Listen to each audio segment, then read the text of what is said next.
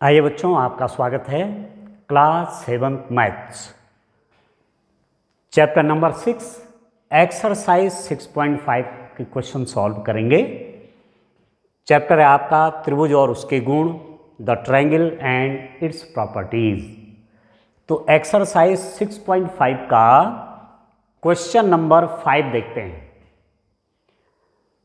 एक पेड़ भूमि से 5 मीटर की ऊंचाई पर टूट जाता है। ये पेड़ था, यहां से टूट गया, और जब टूटेगा तो ऐसे आएगा, जमीन में चिपक गया, जमीन में टच हो गया 5 मीटर की ऊंचाई पर। आप देखो 5 मीटर की ऊंचाई पर पेड़ टूट गई। पूरा पेड़ था पहले ऐसा, यहां से टूट गया है, तो जब टूटेगा तो ऐसा लग जाएगा जमीन पर, ऐसा तो टच होता है। पेड़ लंबा पेड़ है, टूटता है तो इस रूप में जमीन पे टच करता है। तो पहले इतना बड़ा पेड़ था, यहां से टूट गया तो टूट करके ऐसे जमीन में लग गया। ठीक है। और उसका ऊपरी सिरा, ये था ऊपरी सिरा, सीमा, ऊपरी सीमा है, सिरा होना चाहिए। इसका ऊपरी सिरा, इसका ऊपरी सिरा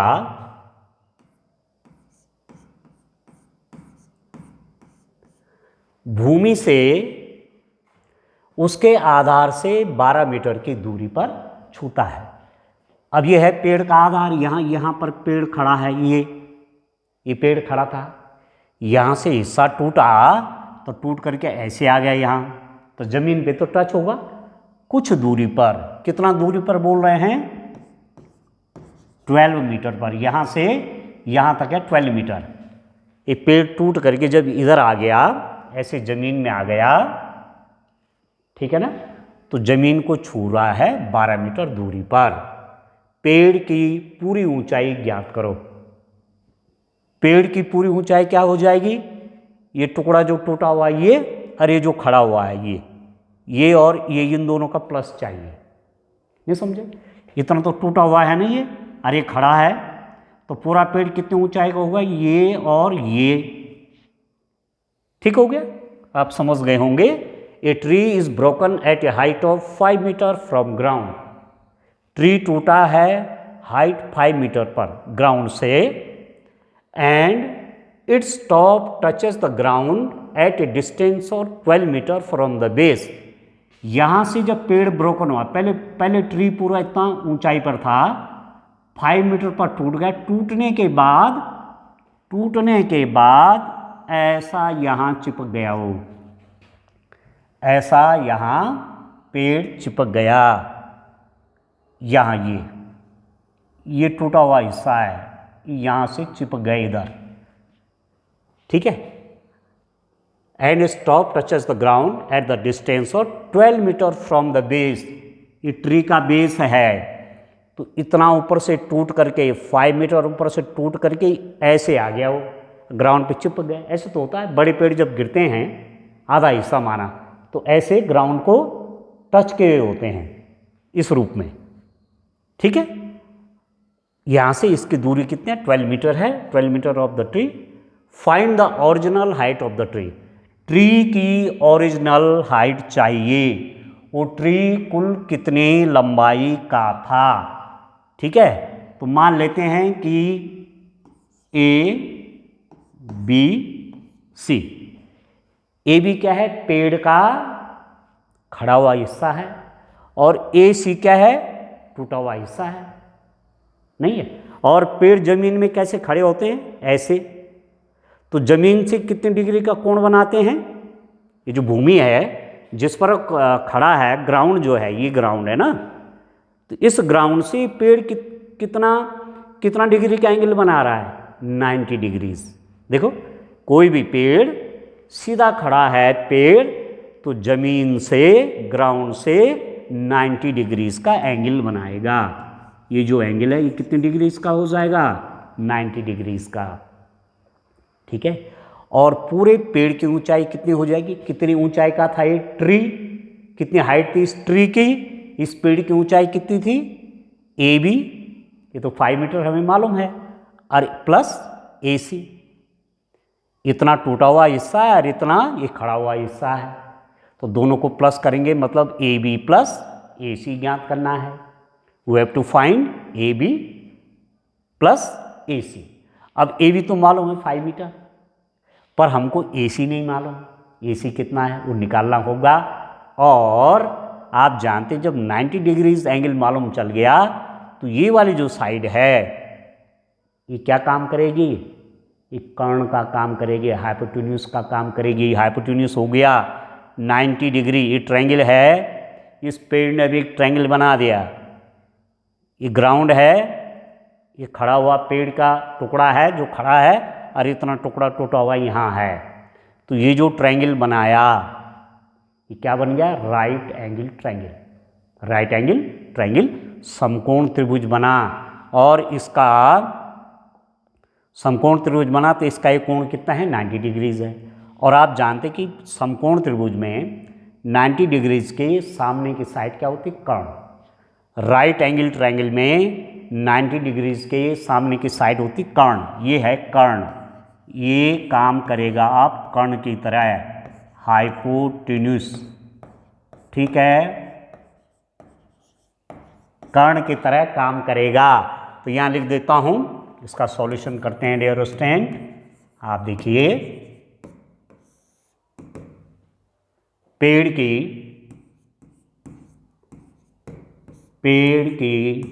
कुल ऊंचाई, पेड़ की कुल ऊंचाई, टोटल हाइट ऑफ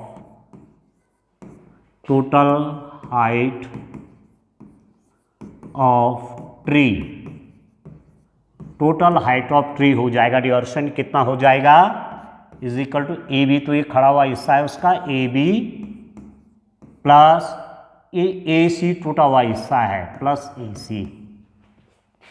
तो ए बी तो मुझे मालूम है, तो 5 मीटर है। अब ए सी निकालना है डियर स्टूडेंट, तो कौन सी थ्योरम का यूज़ करेंगे, राइट एंगल ट्रायंगल की किस प्रॉपर्टी का यूज़ करेंगे, समकोण त्रिभुज के किस गुणधर्म का प्रयोग करेंगे। राइट एंगल ट्रायंगल में आपको मालूम है कि square of hypotenuse is equal to square of sum of the square of its leg.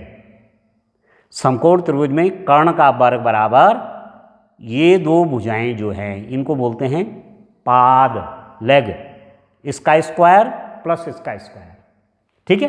तो अब हम देख रहे हैं कि ट्रायंगल, त्रिभुज का सिंबल है, ट्रायंगल ए बी सी में angle B is equal to 90 degrees. ये जो राइट एंगल ट्रायंगल है ये वाला, इसमें एंगल भी कितना है, 90 डिग्रीज है। इसका मतलब क्या हुआ डियर स्टूडेंट, इसका मतलब हुआ, आप देखो इसका मतलब क्या हो जाएगा, ठीक है, इसका मतलब हो जाएगा, आप देखो दिस इंप्लाइज दैट, ये हाइपोटेन्यूज बन गया, तो इसका स्क्वायर मतलब ए सी है ना ये, तो A C square is equal to A C square is equal to B C square plus A B square, ठीक है ना। राइट एंगल ट्रायंगल की 3 साइड हैं, एक साइड ये है, एक साइड ये क्या है, ये हाइपोटेन्यूज है। 90 डिग्री के सामने की जो साइड होती है वो होती है कर्ण, हाइपोटेन्यूज। तो इसका स्क्वायर किसके स्क्वायर के बराबर होता है, this square plus this square, और इसका नाम है ए सी। तो A C square is equal to इसकी जो लेग्स हैं B C square plus A B square, ठीक है ना। इसका स्क्वायर इज इक्वल टू ये स्क्वायर प्लस ए स्क्वायर होता है, ये आपको याद रखना है। अब ए सी स्क्वायर कितना, ये तो मुझे मालूम नहीं, is equal to B C square, आपको बेस दिया हुआ है 12, पेड़ टूट करके यहाँ से 12 मीटर पर ग्राउंड पे आ जाता है, यहाँ से 12 मीटर दूर है वो, जो इसका ऊपरी हिस्सा टूट करके आया था वो यहाँ चिपका हुआ है, यहाँ ज़मीन से मिल गया है, तो ये है 12 मीटर, ये आपको दिया हुआ है। तो 12 square plus A B square, ये ए बी है, ये 5, तो ये हो जाएगा 5 स्क्वायर। ठीक हो गया। अब कितना हुआ डियर स्टूडेंट, इसको सॉल्व करते हैं। A C square is equal to 12 square मतलब 12 इंटू 12। यदि आप 12 का स्क्वायर निकालेंगे, 12 स्क्वायर का मतलब हुआ 12 इंटू 12, 12 गुणा गया 12, इनका मल्टीप्लाई करेंगे तो वो हो जाएगा 144। 12 और 12 को मल्टीप्लाई किया तो कितना हो गया 144 प्लस 5 स्क्वायर का मतलब क्या हुआ, what is the meaning of 5 square, 5 square means 5 into 5 और दैट इज इक्वल टू 25। तो या लिख दो 25। क्लियर हो गया। तो ए सी स्क्वायर मेरे पास क्या आएगा, ए सी स्क्वायर आ गया, इन दोनों को प्लस करते हैं, 5 और 4 9, 4 2 6, ये आ गया 116 आ गया डियर स्टूडेंट, 169 आ गया। ये कितना आ गया है 169। तो यहाँ पर सॉल्व कर लेता हूँ। अब यहाँ पर देखिए आप, मेरे पास आ गया ए C square is equal to 169। अब किस किस का मैं स्क्वायर करूंगा कि 169 आ जाए। ठीक है, तो सिंपल सा है, माना आपको सीधा सीधा नहीं मालूम, मैं तो जान रहा हूं, पर आपको यदि सीधा सीधा नहीं मालूम तो आप इसके फैक्टर करिए। फैक्टर करने आपको आते हैं प्राइम फैक्टराइजेशन, अभाज्य गुणनखंड। इसमें 2 से भी भाग नहीं जाता, 3 से भी नहीं जाता, 5 से भी नहीं जाता, 7 से भी डिवाइड नहीं होता, 11 से नहीं होता, ये होता 13 से। तो 13 की टेबल बोली, 13 1 जा 13, फिर 3 9, 13 1 जा नहीं, फिर से देखो 13 1 जा 13, 3 आ गया 39, 13 3 जा 39, फिर 13 से डिवाइड होता है, 13 1 जा 13। तो ए सी स्क्वायर हो गया डियर स्टूडेंट 13 इंटू 13। तो ए सी स्क्वायर कितना हो गया, इसको लिख सकता मैं 13 का स्क्वायर, 13 इंटू 13 होता 169, तो ये हो गया 13 का स्क्वायर। अब आप देखो ए C square is equal to 13 का स्क्वायर, तो 2 2 ये तो सेम है, इसका मतलब ये भी सेम होंगे। इसका मतलब हुआ ए सी इज इक्वल टू 13 मीटर। ये जो ए सी आया ये हमारे पास आ गया 13 मीटर। ठीक है, तो पेड़ की कुल ऊंचाई कितनी होगी, टोटल हाइट ऑफ ट्री की टोटल हाइट देखते हैं डियर स्टूडेंट। ट्री की टोटल हाइट यहां मैं लिख देता हूं, पेड़ की कुल ऊंचाई, ये लिखा तो है, पेड़ की कुल ऊंचाई, total height of the tree is equal to A B. A B means आप अलग से चाहे लिख लेना नीचे। ठीक है, इसके बाद पेड़ की कुल ऊंचाई बराबर total height of the tree is equal to A B. A B is 5 metre plus A C आ गया 13। ठीक हो गया, ए सी कितना आ गया 13 आ गया, और ये दोनों मिलकर के 13 प्लस 5, 13 मीटर प्लस 5 मीटर हो जाएगा 18 मीटर। ठीक है, तो ये है पूरा पेड़, ये टुकड़ा यहाँ टूटा हुआ है, ये खड़ा हुआ है, ये पूरा पेड़ हो गया। ये जब खड़ा हो जाएगा ऊपर चला जाएगा तो यहाँ पहुँच जाएगा, और टोटल हाइट इसकी कितनी हो जाएगी 18 मीटर। ठीक है, तो पेड़ की पूरी ऊंचाई ज्ञात कीजिए। पेड़ की पूरी ऊंचाई कितनी थी 18 metre. A B plus A सी, ये कर दिया। ठीक है, नेक्स्ट क्वेश्चन पे आइए। इसको देखिए, त्रिभुज पी क्यू आर में ध्यान से आपने करना है। क्वेश्चन नंबर 6 है, त्रिभुज पी क्यू आर में कोण क्यू 25 डिग्री है। ये ट्रायंगल है पी क्यू आर, ये एंगल आपका 25 डिग्रीज है, और कोण आर, एंगल आर 65 डिग्रीज है।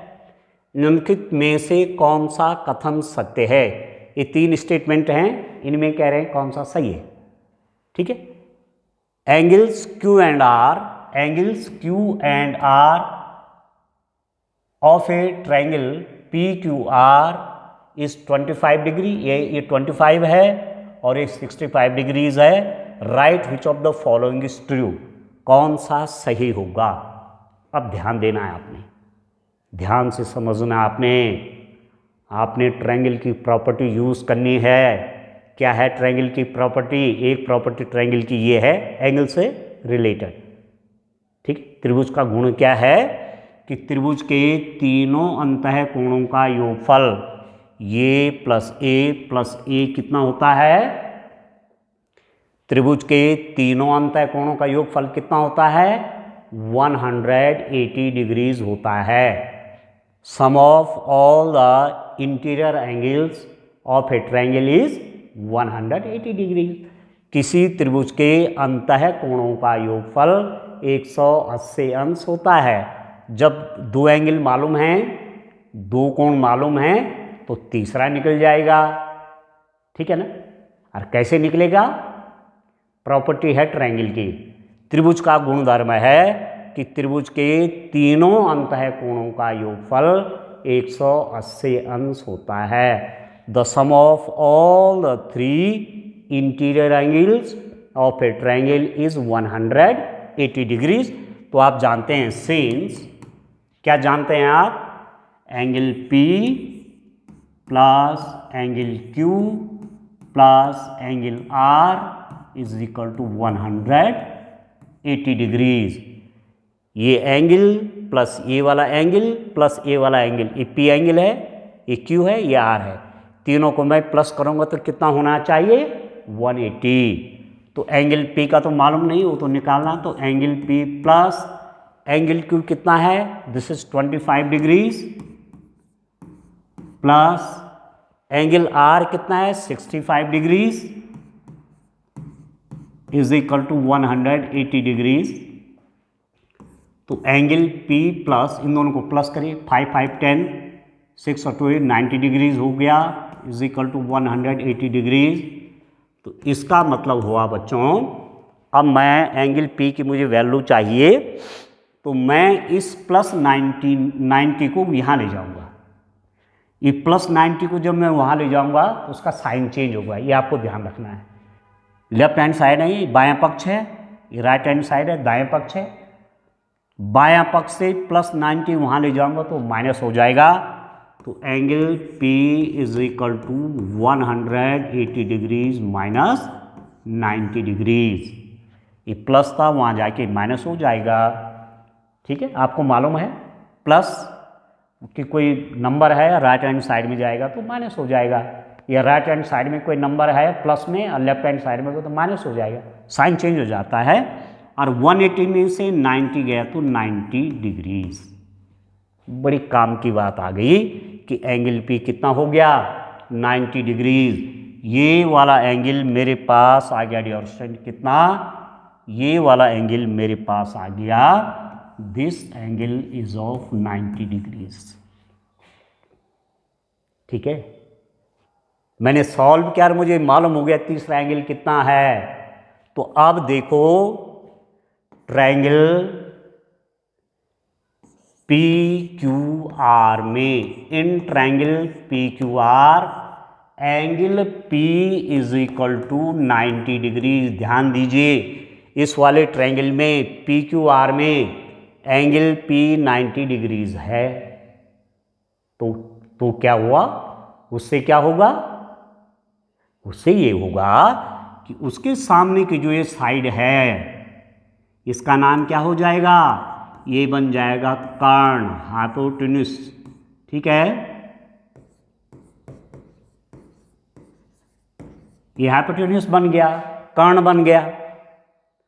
अब राइट एंगल ट्रायंगल की प्रॉपर्टी क्या है? समकोण त्रिभुज की क्या विशेषता है कि कर्ण का वर्ग, ये कर्ण बन गया। अब 90 डिग्री के जस्ट अपोजिट, 90 अंश के कोण के सामने की भुजा, ये बन गया कर्ण, हाइपोटेन्यूस। और आप जानते हैं कर्ण का वर्ग बराबर, this implies that QR square बराबर, QR स्क्वायर बराबर इसका स्क्वायर, किसके स्क्वायर के बराबर? इसका square PQ square plus PR square के बराबर होगा। क्या प्रॉपर्टी है? समकोण त्रिभुज में कर्ण का वर्ग, एक कर्ण है, कर्ण कैसे मालूम हुआ? ये 90 डिग्रीज है, इसके सामने की साइड है कर्ण, हाइपोटेन्यूस, तो कर्ण का स्क्वायर बराबर जो शेष दो साइड हैं उनके स्क्वायर का plus. In right angle triangle this is 90 degrees, so this side is hypotenuse, so the square of hypotenuse, square of hypotenuse means Q R square, Q R square, Q R square is equal to sum of this square of this plus square of this. ठीक है, तो Q R square is equal to P Q square plus P R square बोलो चाहे are P square बोलो, इसको P R square है ना, तो पी आर स्क्वायर को मैं पी आर बोलो चाहे पी आर बोलो चाहे आर पी बोलो, एक ही बात तो है, पी आर बोलो चाहे आर पी बोलो एक ही बात है। तो इस पी आर को मैं किस में चेंज कर सकता हूँ, आर पी लिख सकता हूँ, are P square, P R बोलो चाहे आर पी बोलो। ठीक है, या और इसको मैं ऐसा भी लिख सकता हूं कि ये दोनों बराबर है, तो इसको मैं ऐसा भी लिख सकता हूं, तो P Q square plus R P square is equal to Q R square, ऐसा भी तो लिख सकता हूं। This is equal to this, ये बराबर ये है या ये बराबर ये है। ठीक है, तो P Q square plus R P square is equal to Q R square, और इनमें कौन सा स्टेटमेंट सही है आप देखो, P Q square plus R P square is equal to Q R square, तो सेकंड वाला स्टेटमेंट सही है। हमारे पास जो स्टेटमेंट आया सेकंड वाला वो सही है, तो हम लिख देंगे इनके में से कौन सा कथन सत्य है, कथन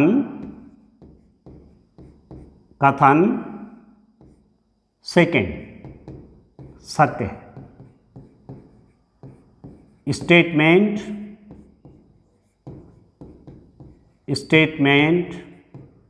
सेकंड इज ट्रू। ठीक है, तो ये सब क्वेश्चन आपसे इसलिए कराए जा रहे हैं कि ठीक से ट्रायंगल की प्रॉपर्टीज आपको आ जाएं। ठीक है डियर स्टूडेंट, ठीक से आपको ट्रायंगल की प्रॉपर्टीज आ जानी चाहिए। तो ट्रायंगल की प्रॉपर्टीज आप ठीक से समझ लेते हैं तो आसानी से आप ट्रायंगल से रिलेटेड सारे काम कर डालेंगे। ठीक है ना, समझ में आया आपके? क्वेश्चन नंबर, नेक्स्ट क्वेश्चन देखते हैं डियर स्टूडेंट, क्वेश्चन नंबर 7।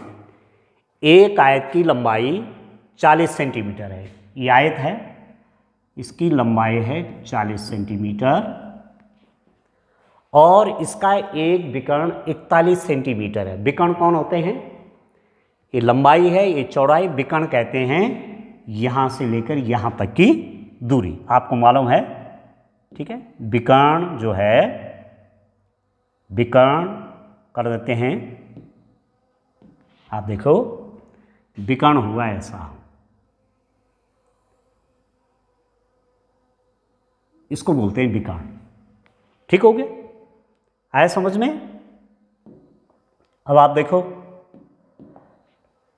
आयत की लंबाई 40 सेंटीमीटर है, विकर्ण है इसका 41 सेंटीमीटर, 41 सेंटीमीटर है। इसका परिमाप ज्ञात कीजिए। परिमाप मतलब चारों भुजाओं का जोड़, यह है परिमाप। ठीक हो गया।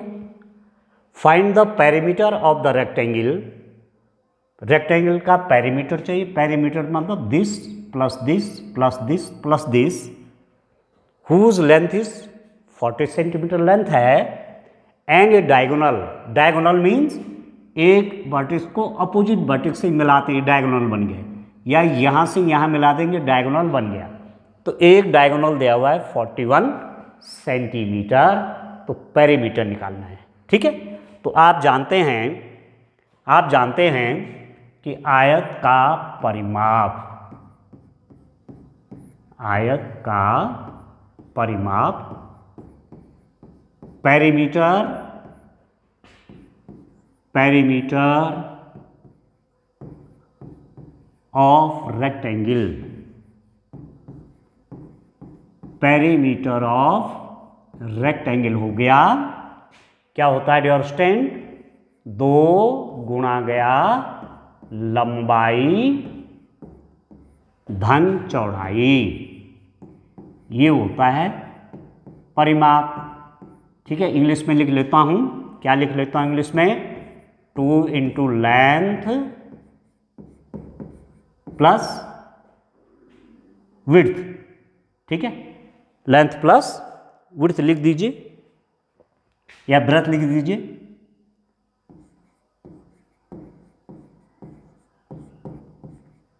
ठीक है, लेंथ प्लस ब्रेथ हो गया। ठीक है डियर स्टूडेंट, या विड्थ हो गया। ठीक हो गया। चलिए अब आप देखो, या विड्थ भी लिख सकते हैं, WI विड्थ, WIDTH विड्थ भी लिख सकते हैं, ब्रेथ लिख दीजिए। ठीक है, ये चौड़ाई, इससे मतलब है हमारा। अब मेन बात यह है कि यदि ये मालूम होता तो हमारा काम हो गया था। लेंथ मालूम थी, विड्थ मालूम होता, ब्रेथ मालूम होती, तो रेक्टेंगल का क्या निकल जाता, पेरीमीटर निकल जाता। तो ये निकालना है मेन काम। और आप जानते हैं रेक्टेंगल की प्रॉपर्टीज, आप जानते हैं कि रेक्टेंगल का प्रत्येक कोण 90 डिग्रीज होता है। Every angle of a rectangle is 90 degrees. ये भी 90, ये पूरा 90, ये पूरा 90, ये पूरा 90।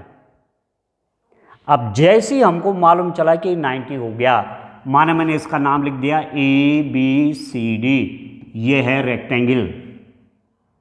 ठीक है, ठीक है, तो ये ट्रायंगल है, इस रेक्टेंगल में ये ट्रायंगल बन गया।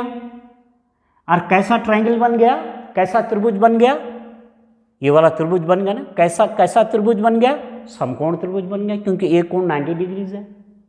ये जो ट्रायंगल हमने देखा, ये कैसा ट्रायंगल है, राइट एंगल ट्रायंगल, क्योंकि एक एंगल इसका कितना निकल गया, 90 डिग्रीज निकल गया। ठीक है, ठीक है ना।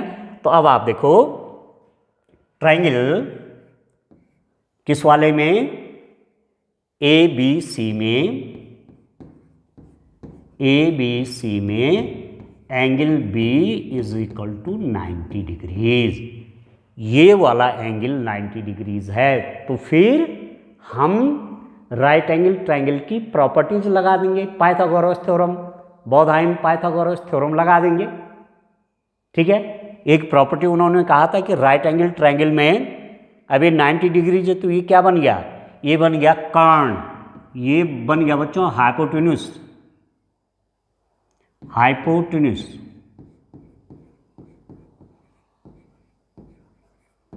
ये हाइपोटेन्यूस बन गया। तो राइट एंगल ट्रायंगल में क्या प्रॉपर्टी है, हाइपोटेन्यूस का स्क्वायर। कर्ण का वर्ग मतलब AC का वर्ग बराबर AB का वर्ग प्लस BC का वर्ग। In a right angle triangle square of hypotenuse का वर्ग बराबर आधार का वर्ग प्लस लंब का वर्ग। ये आप कह सकते हैं कि समकोण त्रिभुज में कर्ण का वर्ग बराबर जो दो पाद हैं, इस पाद का वर्ग प्लस इस पाद का वर्ग। Square of hypotenuse is equal to square of this leg plus square of this leg. तो AC square is equal to AB square plus BC square, ये मैंने लिख दिया यहां पर। ठीक हो गया। अब AC स्क्वायर कितना है, AC मुझे दिया 41 सेंटीमीटर, तो ये है 41 square is equal to AB square कितना है, AB स्क्वायर कितना है, AB स्क्वायर 40 है, AC कितना है 41, AB कितना है 40, तो इसको लिख दो 40 का स्क्वायर प्लस BC स्क्वायर। अब 41 का स्क्वायर क्या होता है, यहां पर मैं कैलकुलेट कर लेता हूं डियर स्टूडेंट। आओ यहां पर निकाल लेता हूं। 41 स्क्वायर का मतलब हुआ 41 इंटू 41, इन दोनों का मल्टीप्लाई करो, एक एकम एक चौके 4। ठीक, 4 1 जा 4, 4 4 जा 16, तो 1 4 4 8, और ये हो गया 1681 इज इक्वल टू 40 का स्क्वायर कितना हुआ? अब आप कैलकुलेट कर लीजिए। 40 का स्क्वायर कितना हुआ बच्चों? 40 का वर्ग कितना हुआ? 40 स्क्वायर का मतलब हुआ 40 इंटू 40। और जब 0 0 रहते हैं संख्याओं में तो मल्टीप्लाई करना आसान होता है। कैसे? 4 को 4 से मल्टीप्लाई करिए, 4 4 जा 16, 4 चौके 16, और जो 2 0 बच गए इनको यहाँ रख दो। सिंपल सा है। 4 4 जा 16, और ये 2 डबल 0 यहाँ रख दो। 1 0 ये है, उतार दो, 1 0 ये उतार दो। तो ये हो गया 1600 प्लस BC स्क्वायर। अब मैं इसको इसके साथ ले जाऊंगा। इस सजाती हैं, लाइक टर्म्स है। ये भी कोई संख्या है, ये भी कोई संख्या है, तो इसको मैं यहाँ ले जाऊंगा, पर इसका साइन यहाँ क्या है? प्लस है। ये लेफ्ट हैंड साइड में आएगा, बराबर के बाएं तरफ आ जाएगा तो माइनस हो जाएगा। ये आपको जानना है। तो मेरे पास क्या आ जाएगा? 1681 प्लस में यहाँ ले आए तो माइनस हो गया, प्लस 1600 यहाँ लाऊंगा तो माइनस हो जाएगा। 1600 is equal to BC square, और इसमें से डियर स्टूडेंट माइनस क्या? तो ये हो गया 81 is equal to BC square. अब 81 किसका वर्ग है बोलो तो? Whose square is 81? आप बोलेंगे 9 square. 9 square is 81। 9 square means 9 into 9, और दैट इज इक्वल टू 81। ये 81 हो गया, तो इसको मैंने 9 स्क्वायर लिख दिया। अब यहाँ देखो, स्क्वायर स्क्वायर ये तो बराबर हैं, इसका मतलब ये भी आपस में बराबर होंगे। तो this implies that BC square बराबर 9, sorry BC is equal to 9। इसकी जगह ये है, ये दोनों तो सेम है, इसकी जगह है, तो BC हमारा 9 आ गया, ये 9 आ गया, ये 9 सेंटीमीटर आ गया। अब सारा काम हमारा डियर स्टूडेंट हो गया। अब आप देखो, बड़ा ध्यान से देखिए। अब आप देखो, ये 40 सेंटीमीटर है तो ये भी 40 सेंटीमीटर होगा, और ये 9 सेंटीमीटर है तो ये भी 9 सेंटीमीटर होगा। ठीक है। आयत की आमने सामने की भुजाएं बराबर होती हैं। Opposite sides of rectangle is same. ये रेक्टेंगल के अपोजिट साइड, ये 40 तो ये 40 होगा, ये 90 है तो ये 9, सॉरी ये 9 है तो ये भी 9 होगा। ठीक है। हमको निकालना क्या है? हमसे पूछा गया है इसका परिमाप ज्ञात कीजिए, इस आयत का परिमाप ज्ञात कीजिए। Find the perimeter of rectangle. तो यहां लिख देंगे perimeter of rectangle. Perimeter of rectangle, आयत का परिमाप, आयत का परिमाप कितना हुआ? बराबर 2 गुणा गया लंबाई प्लस चौड़ाई। 2 गुणा गया लंबाई प्लस चौड़ाई, तो 2 गुणा गया लंबाई। लंबाई कितनी है? 40। ये लेंथ है, मतलब इंग्लिश में लिखेंगे तो 2 into length plus breadth, 2 into L plus B, length plus breadth, 2 into लंबाई, लंबाई कितनी है? लेंथ कितनी है? 40, प्लस ब्रेथ कितनी होगी? चौड़ाई कितनी होगी? 9, ये दिया हुआ है 9, तो 2 इंटू 40 और 9, 40 प्लस 9 कितना हो गया? 49, और 2 इंटू 49 करूँगा तो ये हो जाएगा 98 सेंटीमीटर। तो इसका पेरीमीटर आया डियर स्टूडेंट कितना? 98 सेंटीमीटर पेरीमीटर आ गया। पेरीमीटर मतलब this plus this plus this plus this, ये है पेरीमीटर। तो 2 बार लंबाई प्लस कर दी, 2 बार चौड़ाई प्लस कर दी, तो सिंपल सा फॉर्मूला आप याद रखना, 2 इंटू लेंथ प्लस विड्थ। 2 गुणा गया लंबाई धन चौड़ाई, लंबाई भी निकल गई, चौड़ाई भी निकल गई, प्लस कर दीजिए और 2 से गुणा कर दीजिए, जैसे मैंने यहाँ पर किया। तो इस रूप में करना है। अब प्रॉपर्टी हमने कौन सी यूज़ की? राइट एंगल ट्रायंगल की प्रॉपर्टी यूज़ की, समकोण त्रिभुज के गुणधर्म का प्रयोग किया। हमें मालूम था आयत का प्रत्येक कोण 90 अंश होता है, every angle of rectangle is 90 degrees. तो जैसे ही मुझे मालूम चले 90 डिग्रीज है तो ये बन गया हाइपोटेन्यूज, ये बन गया कर्ण, और इसका वर्ग बराबर इसका वर्ग प्लस इसका वर्ग होता है। इस रूप में क्वेश्चन होंगे। ठीक है डियर स्टूडेंट, तो बड़े ध्यान से आपको काम करना है, समझ करके करना है। मैथ समझनी है पहले, जब तक समझ में ना आए तब तक आगे मत बढ़िए। कोई ना कोई आपके हेल्प के लिए हो जाएगा, आपके टीचर हो जाएंगे, घर में मम्मी पापा हो सकते हैं, ठीक है, यूट्यूब पे मैं हूँ, तो आप हेल्प ले सकते हैं। ठीक है, तो समझ के करना है और प्रैक्टिस करनी है, बार बार क्वेश्चन करने हैं। ठीक हो गया? ठीक है, एक चीज़ मैं आपको और बता दूँ, अपोजिट वर्टेक्स इसको यहाँ मिलाएगा तो बनेगा, ये कर्ण नहीं, ये विकर्ण है एक्चुअली, ये कर्ण नहीं, मतलब वैसे तो विकर्ण है, विकर्ण हाइपोटेन्यूज, डायगोनल इसको यहाँ ज्वाइन कराया। जैसे मैं आपसे कहूँ, जैसे डियर स्टूडेंट मैं आपसे कहता हूँ कि मैं ले लेता हूँ किसी रेक्टेंगल को, ये मैंने ले लिया एक, ठीक हो गया, एक रेक्टेंगल ले लिया, लेंथ हो गया, इसकी विड्थ हो गई, इसका डायगोनल देखना चाहूँगा तो डायगोनल जब देखना चाहूँगा तो अपोजिट वर्टेक्स को मिलाते हैं। जैसे मैंने इसको इससे मिला दिया, एक डायगोनल तो ये बन गया, और दूसरा यदि मैं दूसरा अपोजिट वर्टेक्स को मिला दूं, इसको मैंने इससे ज्वाइन करा दिया तो ये बन गया डायगोनल। एक डायगोनल है और एक डायगोनल है, विकर्ण है ये, विकर्ण। ठीक है, अब आप बोल रहे होंगे विकर्ण और कर्ण में, विकर्ण और कर्ण में क्या अंतर हुआ? इसको बोलते हैं विकर्ण, डायगोनल।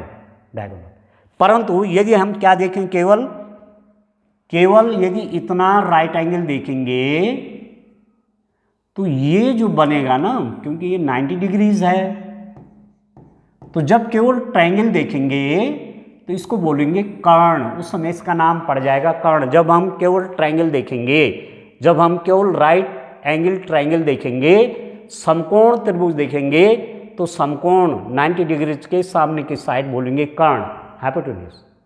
और जब रेक्टेंगल को देखेंगे तो ये बन गया विकर्ण।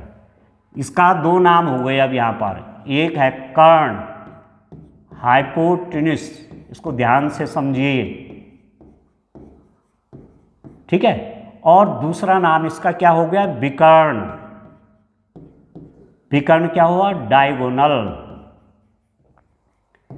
इसके दो नाम हैं, जैसे मैंने कहा ABCD, तो ये जो AC है ये कर्ण भी है और ये विकर्ण भी है।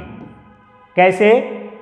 विकर्ण कब कहेंगे, जब पूरा रेक्टेंगल की बात करेंगे तो ये बन जाएगा विकर्ण, डायगोनल, तब इसको डायगोनल बोलेंगे। और केवल राइट एंगल ट्रायंगल देख रहा हूँ, समकोण त्रिभुज देख रहा हूँ, तो ये क्या बनेगा, इसका नाम हो जाएगा कर्ण, हाइपोटेन्यूज। बस इतना याद रखना, ठीक है। Thank you.